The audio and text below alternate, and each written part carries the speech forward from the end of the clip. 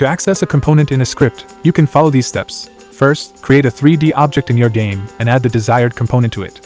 For example, let's add a rigid body component.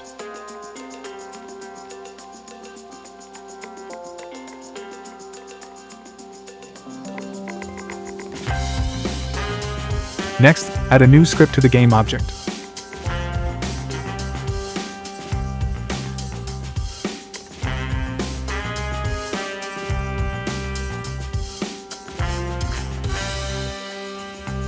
In this script, we'll demonstrate different methods of accessing the rigid body component.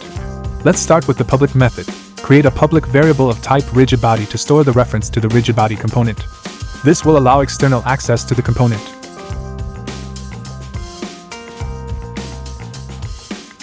Move the object using physics-based calculations. Normally, you work with physics in the fixedUpdate method. In the fixedUpdate method, use the rigidBody.addForce method to apply force to the object.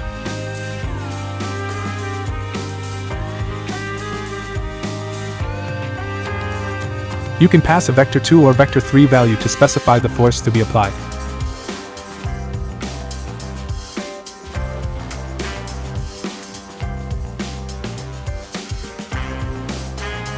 Save the script. Now, select the game object and scroll down to the inspector window. Drag and drop the rigid body component onto the public rigid body variable in the script.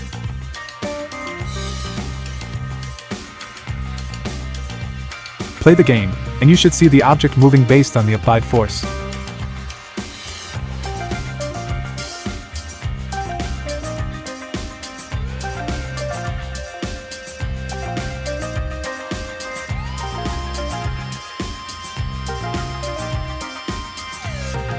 Let's move on to the private method. Create a private variable of type rigid body to store the reference to the rigid body component. This variable will only be accessible within the script. In the fixedUpdate method, use the getComponentRigidBody method to retrieve the rigid body component and assign it to the private rigid body variable.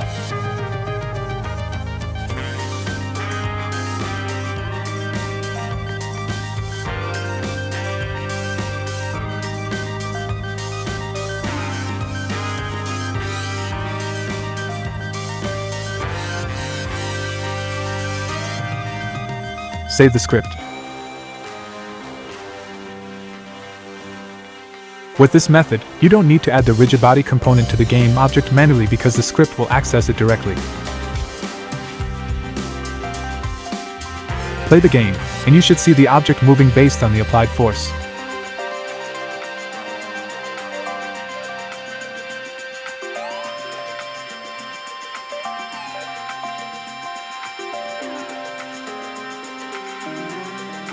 Finally, let's explore the private SerializeField method.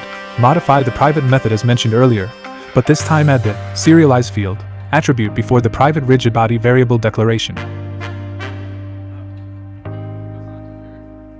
Remove the start method if it exists. Keep the fixedUpdate method unchanged. Save the script.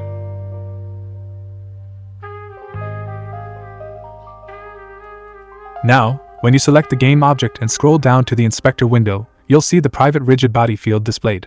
You can drag and drop the rigid body component onto this field, just like in the public method. Play the game, and you should see the object moving based on the applied force.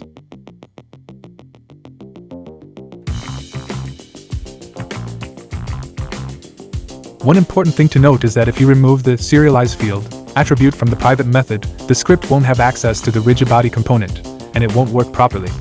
So make sure to use one of the three methods mentioned above to maintain the access to the component.